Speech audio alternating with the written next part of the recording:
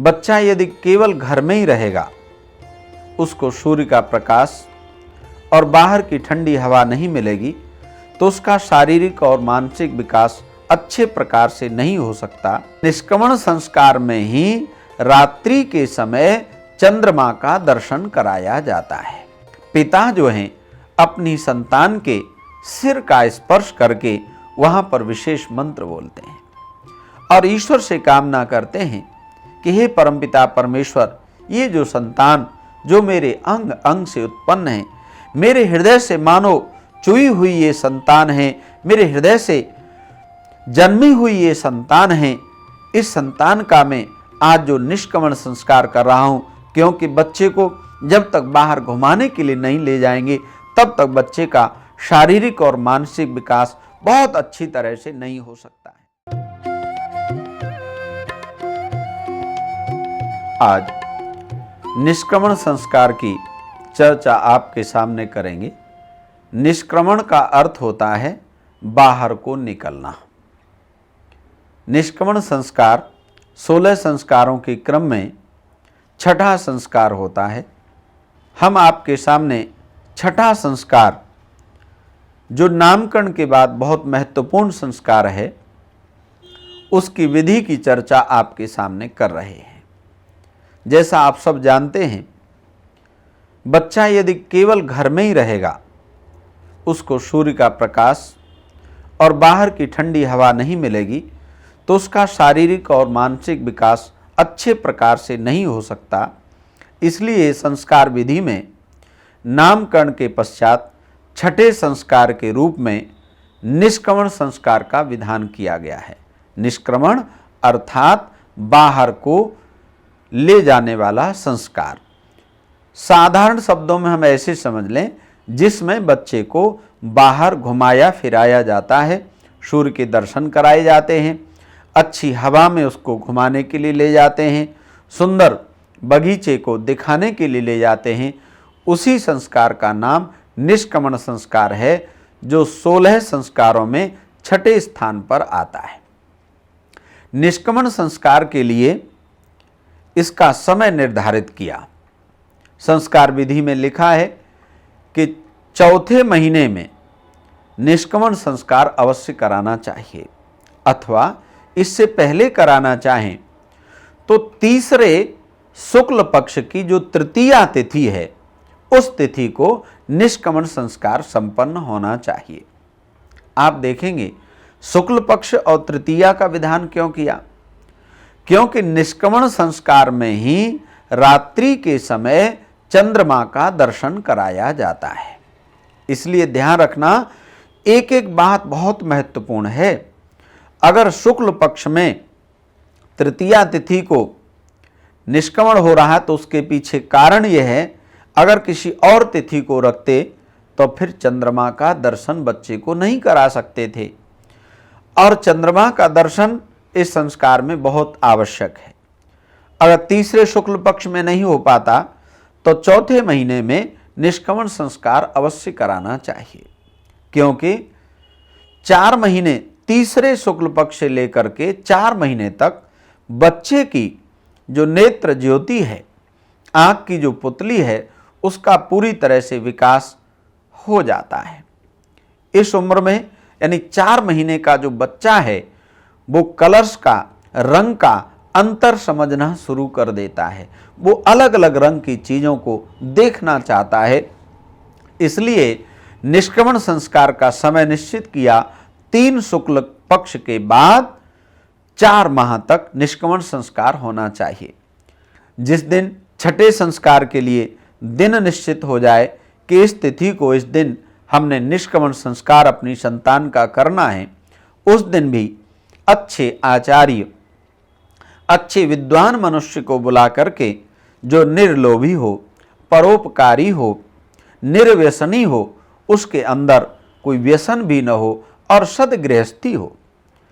देखिए, जो स्वयं गृहस्थी नहीं होगा उसके पास गृहस्थ का इतना सारा अनुभव नहीं हो सकता। इसलिए सदगृहस्थी को, निर्लोभी को, परोपकारी व्यक्ति को बुला करके हमें निष्क्रमण की विधि का आरंभ करना चाहिए। किसी भी संस्कार में सामग्री से आहुतियां नहीं लगाई जाती हैं, इसलिए उचित मात्रा में गाय के घी का प्रबंध करके हमें यज्ञ की शुरुआत करनी चाहिए। और जब यज्ञ हो चुका होता है उस समय पिता जो हैं अपनी संतान के सिर का स्पर्श करके वहां पर विशेष मंत्र बोलते हैं और ईश्वर से कामना करते हैं कि हे परमपिता परमेश्वर, ये जो संतान जो मेरे अंग अंग से उत्पन्न है, मेरे हृदय से मानो चुई हुई ये संतान है, मेरे हृदय से जन्मी हुई ये संतान है, इस संतान का मैं आज जो निष्क्रमण संस्कार कर रहा हूं, क्योंकि बच्चे को जब तक बाहर घुमाने के लिए नहीं ले जाएंगे तब तक बच्चे का शारीरिक और मानसिक विकास बहुत अच्छी तरह से नहीं हो सकता है। सिर का स्पर्श करते हैं, यज्ञ घर में किया जाता है और उसके पश्चात में बच्चे को यज्ञशाला से बाहर जाकर यानी घर से बाहर जाकर सूर्य का दर्शन कराते हैं। सूर्य का दर्शन करा रहे हैं, इसका मतलब है कि यज्ञ जो है प्रातःकाल होना चाहिए, क्योंकि दोपहर के समय में तो सूर्य को कहीं पर भी दिखाने का विधान नहीं है। तो इसलिए जल्दी प्रातःकाल जाग करके जब सूर्य उदय हो उस समय हम यज्ञ आदि कार्य को आरंभ कर दें और जब थोड़ा सा सूरज चढ़ जाए उस समय बच्चे को गोद में लेकर के यज्ञशाला से बाहर आकर के सूर्य का दर्शन कराया जाता है। और उस समय भी बहुत अद्भुत मंत्र बोलते हैं। तक्षुर्देव हितम पुरस्ता शुक्रमुच्चरत पश्येम सरदः शतम जीवेम सरदः शतम। इस प्रकार का मंत्र में भाव आता है कि हे परमेश्वर, ये बालक 100 वर्ष से भी अधिक आयु वाला अपने जीवन में बने।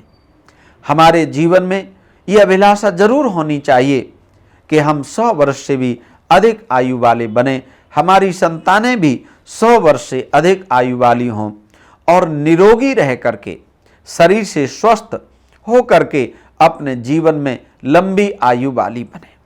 और ध्यान रखना, लंबी आयु के लिए अच्छी पवित्र वायु, सूर्य का प्रकाश और चंद्रमा की शीतलता ये बहुत आवश्यक होती हैं।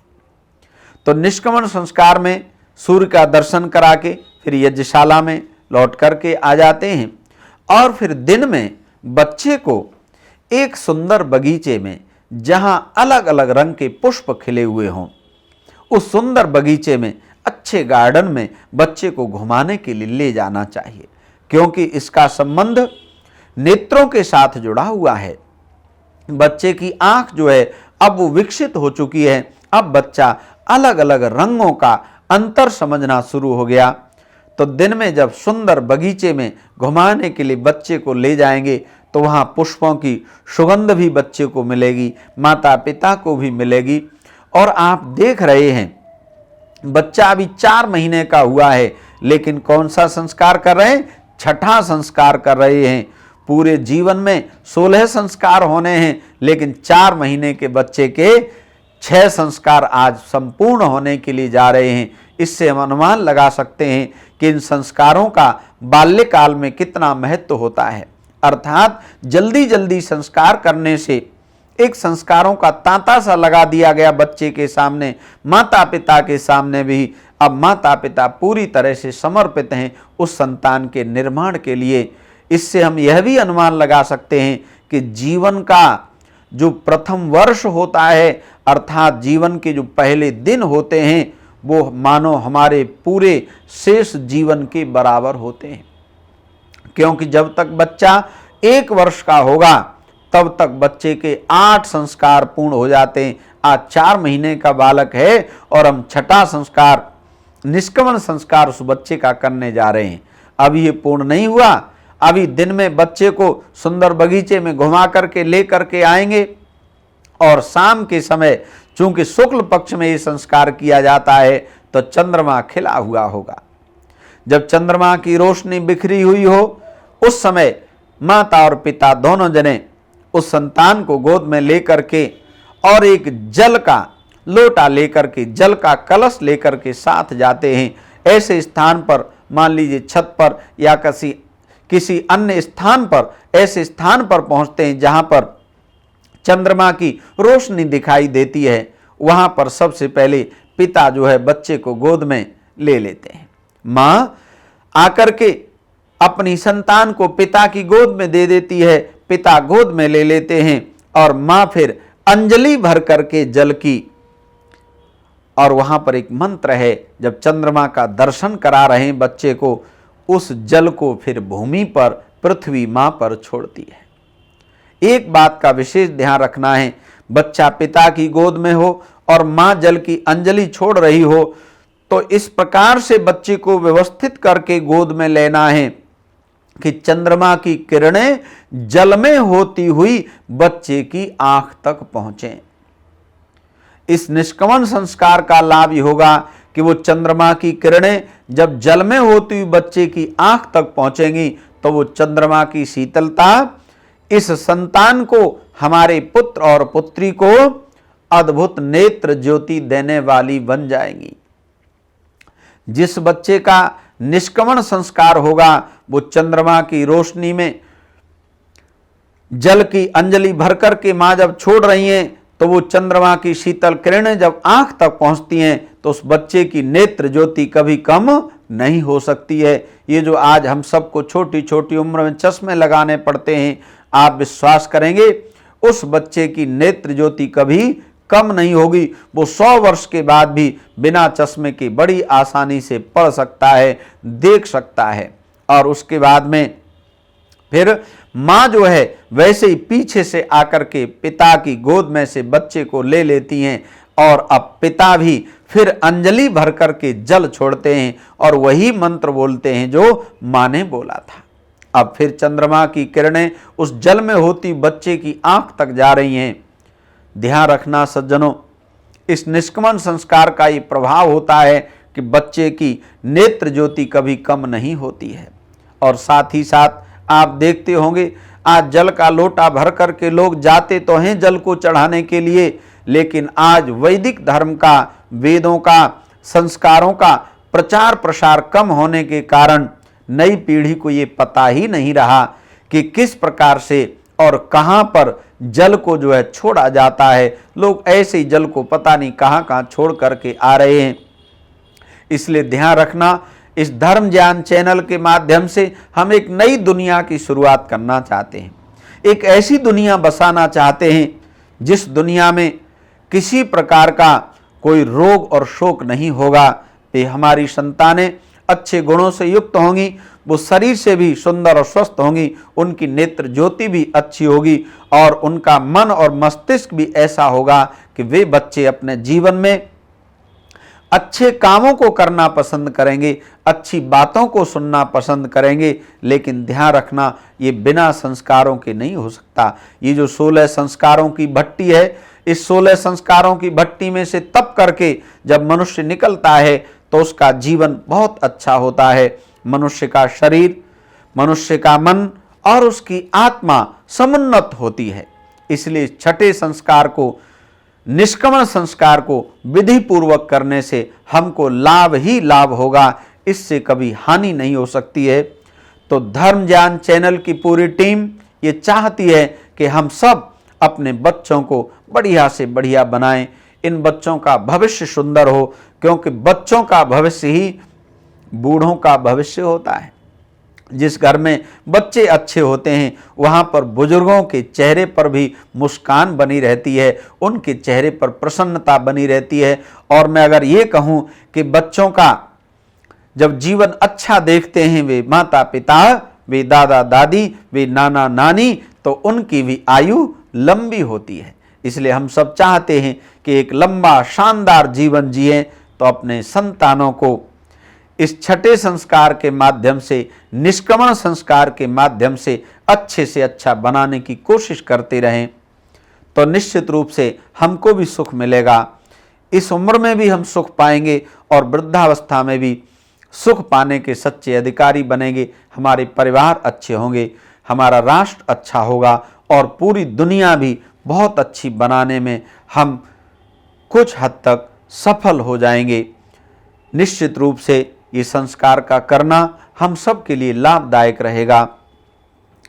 और ये पूरी की पूरी टीम, धर्म ज्ञान की टीम, धर्म ज्ञान चैनल के माध्यम से आपको हमेशा अच्छे से अच्छी, बढ़िया से बढ़िया ऐसी सुंदर जानकारी जिससे आपका भी जीवन अच्छा बनेगा और पूरी दुनिया के भी आप हितकारी बन सकेंगे। इन्हीं शुभकामनाओं के साथ में आप सब जनों का बहुत बहुत धन्यवाद।